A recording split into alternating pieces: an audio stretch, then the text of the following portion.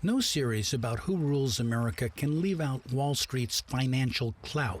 We've left its impact for last, secure in the knowledge that in today's America, this financial district is a key power center, a hub for the financialization of an economy in which the control of big money is often central to the control of politics and society. We have spoken with a respected corporate executive who told us point blank that the rich now rule America. My personal opinion is a large part of what's happening economically is due to basically globalization and digitization of business. That can't be stopped. Professor Stanley Aronowitz quotes the famous sociologist C. Wright Mills on the same theme from 50 years ago. Wall Street, the financial sector, is the leading edge of corporate capital. And it was the leading edge of corporate capital in the mid-50s. Of course, today it's much more accentuated because of the relative decline of industrial corporations. I've heard things that'll blow your mind. And now I think it's time you get the whole story. Many Americans see all this as a conspiracy by an unaccountable secret cabal that operates like a power center beyond democratic control. The internet is filled with videos about shadowy billionaires and their plots to control everything. Which is ongoing right now. It is a conspiracy of institutional corruption from the highest level. From international bankers to the super rich, from Washington to Rome, they're all in it together. And when is Wall Street a conspiracy? And what role does it play in who rules America? Is it an outside job or an inside job? It's not a matter of elites outside the state, although of course they have enormous influence, but the reason they have enormous influence is because the state is structured to be reproducing their power and authority in the society. Leo Panitch, he's an economist and analyst, and I think he offered a perspective that we really haven't heard before. He's sort of fighting against the conspiratorial idea, that there's a small group of people in a room somewhere running things. He's talking about the structure of the society, the values of it, who really runs things.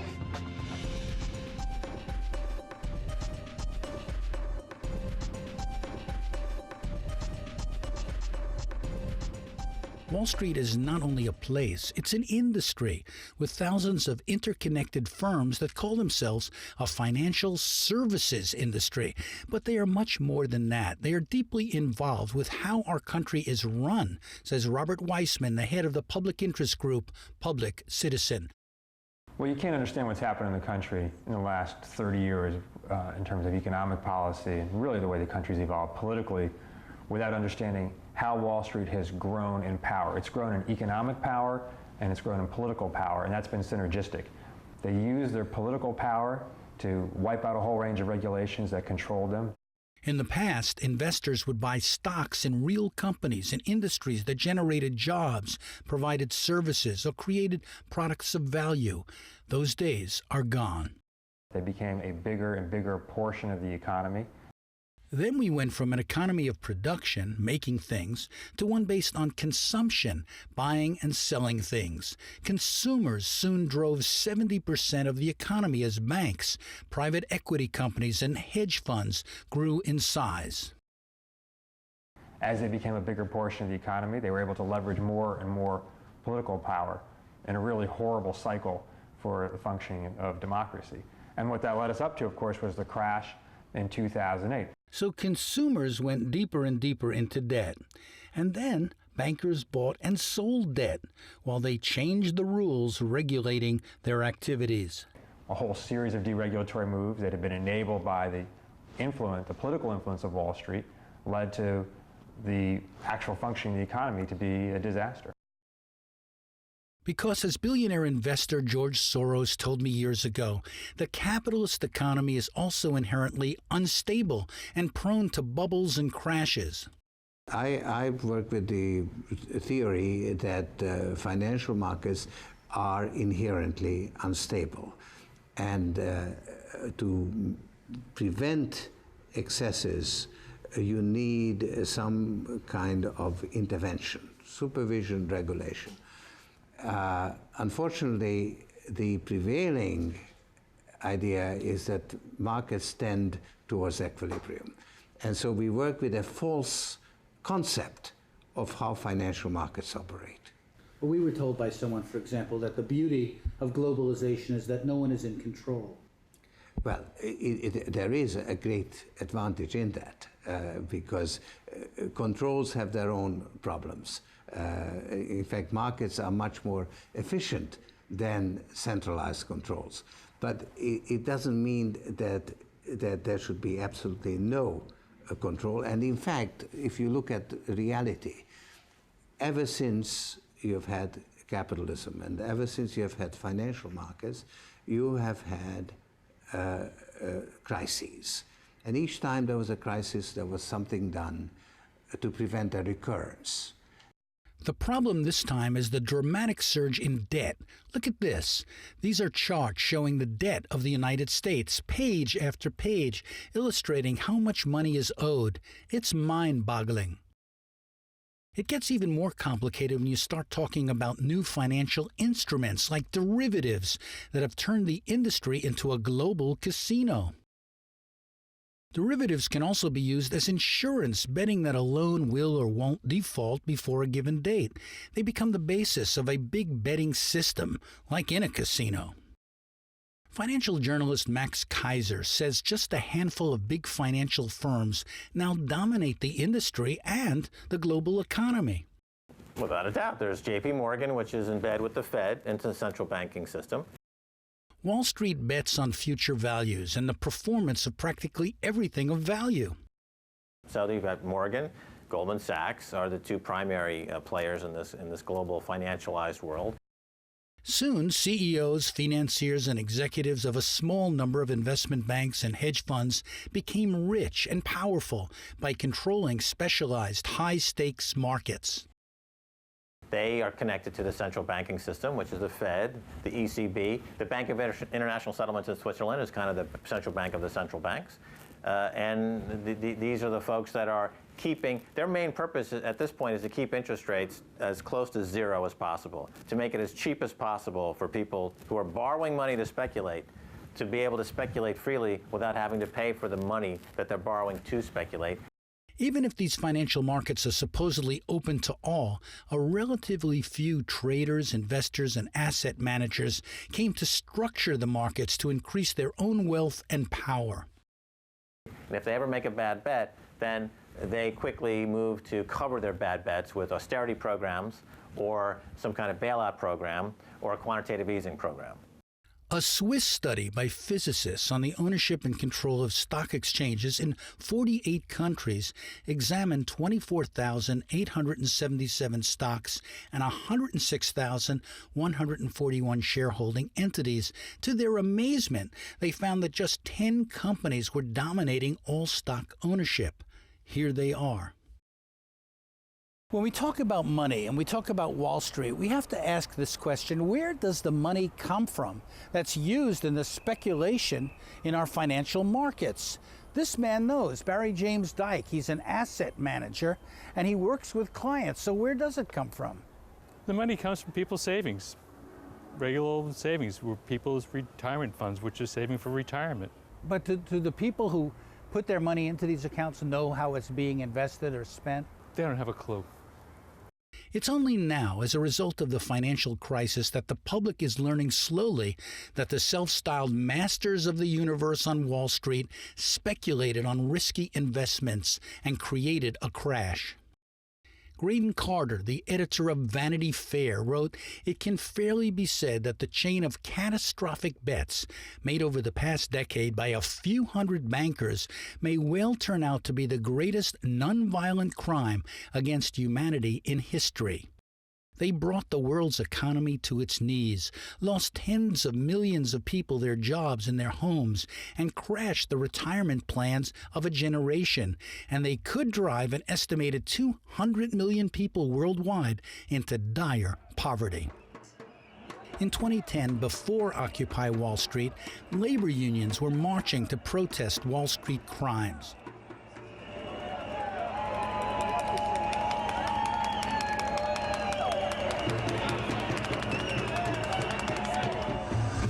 29th of April. This is a march on Wall Street organized by the AFL-CIO, which says they've organized 200 protests so far, but you never know it in terms of the media coverage. Well, today, the media is out, and they're marching because of a theft. Millions of jobs are missing, 11 million jobs, according to the AFL-CIO. They want payback. They want Wall Street to pay. They want a new tax on financial transactions.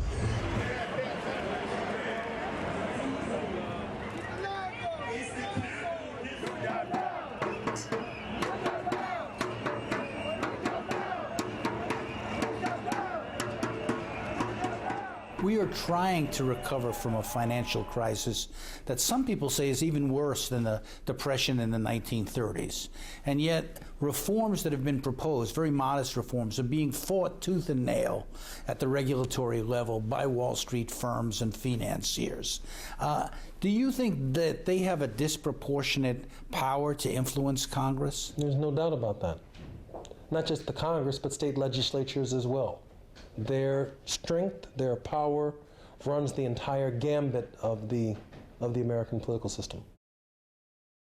I read that the financial services industry had hired 28 lobbyists per member of Congress to try to influence their decisions, to try to inform. What happens to you when lobbyists come into your office to try to get you to vote their way? How does that work, that game? Well, it's very hard to get a meeting with me. I don't think that they spent a lot of money trying to lobby me. I'm kind of clear on my ideology, clear my view of representative government, and very clear on the Constitution. But suffice it to say, while my district is competitive, there are many more competitive districts than mine. And every member of Congress, to that extent, becomes a prisoner to the election process, to the fundraising process. Sheila Krumholz of the Center for Responsive Politics says Wall Street's power is well documented. Wall Street, the banks, and the financial industry writ large is the single largest source of campaign cash in the United States, and it has been for years, if not decades. It is kind of following the Willie Sutton rule of politics. You go where the money is. That's where the money is. They have not just political action committees that can pony up maximum amounts to influential members of Congress who have jurisdiction over their industry, but also they can pony up, pass the hat and pony up hundreds of thousands of dollars just among their partners and vice presidents and executives in their companies. She says their clout will impact the election in 2012. So they can muster a ton of money, and this is also seen specifically in the presidential race in 2012, where, of course, Mitt Romney has hailed from the private equity industry, and prior to that, Barack Obama had been the darling of Wall Street. So Wall Street and banks in particular are an enormously influential part of the U.S. industry. That power is being shown as Wall Street lobbyists try to sabotage financial reforms passed by Congress. 2 years after the passage of the legislation, and are the regulators doing the good things that Congress told them to do? And the answer to a considerable extent is no. They're way behind on issuing the rules that they're supposed to issue. Where they actually have issued the rules are getting challenged in almost every instance in court by the Chamber of Commerce or the Financial Securities Roundtable or other Wall Street interests. And they're having a tough time with a judiciary that's favorable to big business and maintaining the rules that they've issued. So reforms can be passed, but they can also be sabotaged. Right. They get multiple bites at the apple. They get a bite in Congress, where they've got enormous power, but at least it's mostly a public fight. And then they go to the regulatory agencies, where they also have enormous power, but it's usually below the radar, off the front pages, and they don't even have the public scrutiny. Recently, on a radio show I host, I discussed Wall Street power and the financial meltdown with financial journalists Max Kaiser and Stacey Herbert, as well as Andy Stepanian, an animal rights activist who led a campaign against a company in the business of painful medical tests on puppies. After his group drove their stock price down, the company went broke, but then the government labeled him a financial terrorist and sent him to prison. We began by comparing Wall Street to the Titanic, the unsinkable ship that sank. If the Titanic were the story today, the difference would be that Goldman Sachs and JP Morgan would have heavy bets that would pay off when the ship sinks, and Hank Paulson would be down there widening the gash. It brings me to a new study out just recently, and they looked at hundreds of shipwrecks throughout the past few hundred years. And what they found is that the norm is actually for women and children to die more frequently than men, and that the captain usually didn't go down with the ship. They were usually, their survival rate was the highest. These guys, they use derivatives, as Warren Buffett calls them, weapons of mass financial destruction, to make situations worse, because their bets that they have on these calamities becoming worse pay off enormously, and we see that in the numbers, in the bonuses. It's reflected. Andy, you were nodding before when Max was speaking about all of this. Is this really true that they're betting against, us in a sense, betting against, hoping for bad things to happen? I don't think that everybody that works on Wall Street has this mentality, but there is a culture that's in place where people have learned to at least accept and justify behavior like looking at these investments, betting investments against, things to fail, whether it be a government, whether it be a country, or whether it be a company to fail, and say, oh, well, I can justify this. And you look at it like it's numbers. You don't look at the people behind it. You don't look at the families that suffer. You don't look at the country that suffers as a result. Well, here's what is mind-boggling to me, is you are presenting a picture of intentionality, that people did things to further their own interests. They knew what they were doing. It was calculated, and yet in most of the media, it seems as if it's presented as some sort of mistake, as miscalculation. Gee, we wanted housing to go up, but it went down. You can't blame us. Everybody was doing it, therefore nobody was doing it, therefore nobody can be prosecuted. Well, let's assume that there was intention. Is that a good thing or a bad thing? Some would argue that it's a good thing to have people who are parasites in an economy, because parasites are useful. I have parasites in my intestines. They perform a useful function. The problem is the parasites don't run my heart, lungs, and brain. In America, the parasites write the regulatory framework that's supposed to be governing them, so the parasites run the show. Is Wall Street affecting, capital? Is Wall Street affecting our policy making? Well, they're becoming our policy makers, at least for a short period of time, and then returning back to the banks. So it's a revolving door kind of thing. Essentially. I mean, they're in and out of whether it be the Bush administration or the Obama administration, the different positions within the cabinet that are governing finance are individuals that are former CEOs of banks, or they might go back to being an honorary chair on the board of directors. It's this incestuous relationship between Wall Street and policymakers. Sounds so corrupt. Danny, you asked who runs America, and I say it's ignorance. And Thomas Jefferson warned of this, and that we needed a media who would inform the population, otherwise we would lose our democracy. So this is ignorance that is being forced upon you, criminalizing knowledge. This is something that I was startled by when NASDAQ opened up, in Times Square, a big studio out front with a big window, and then I said, I'd love to tour the exchange. And this was the time that Bernie Madoff was running NASDAQ, and they said, you can't tour the exchange. There is no exchange. It looks like an exchange. There's a building that says NASDAQ, but the actual operations are computers. Algorithmic trading goes well beyond that.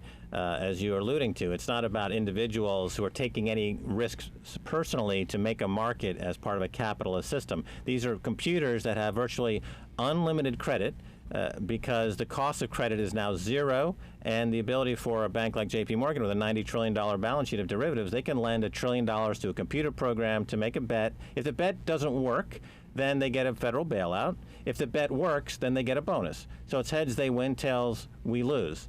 And this has been going on now for a number of years, but it's gotten shockingly more disproportionate and asymmetric. This shift towards super-fast computers is just another example of the deeper shift we've seen in power as finance, in effect, takes over, with politicians courting Wall Street at global conferences and in private meetings, as George Soros explains. It is actually symptomatic of the age, because you have presidents and prime ministers courting the financiers and the industrialists. So it does show a shift in the relative power. But I don't want to convey. See, I don't believe that business can in any way replace the power of the state, because it's different kind of power. So the sovereignty is still in the hands of the state.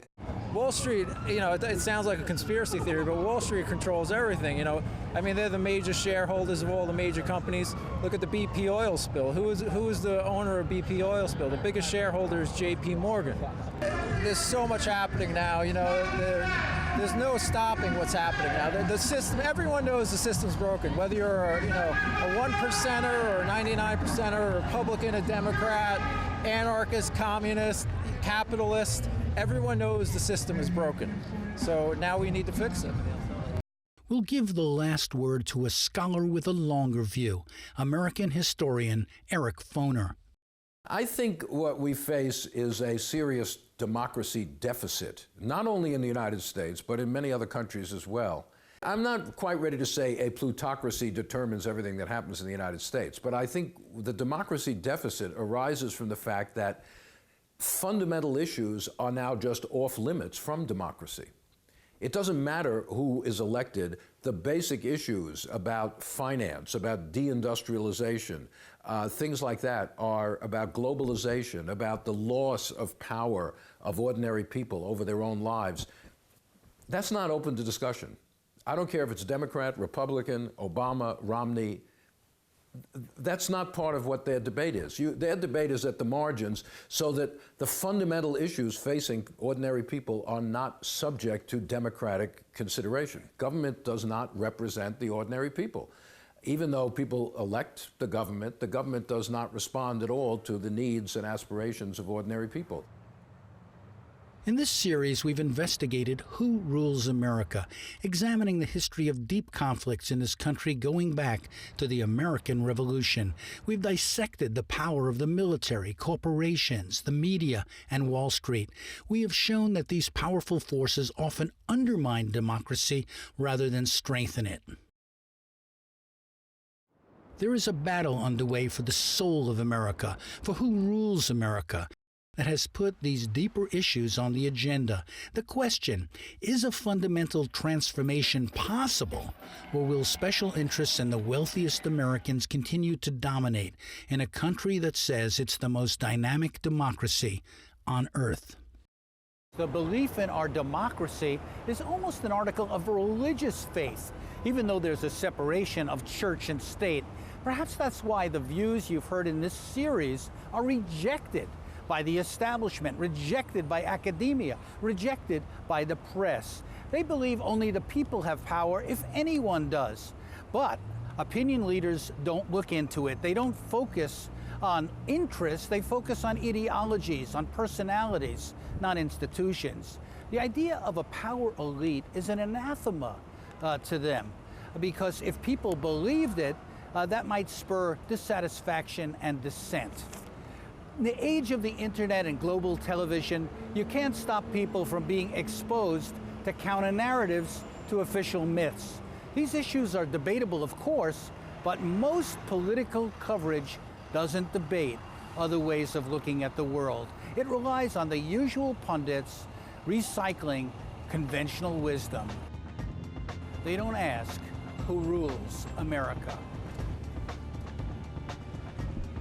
Members of Congress, I have the high privilege and the distinct honor of presenting to you the President of the United States.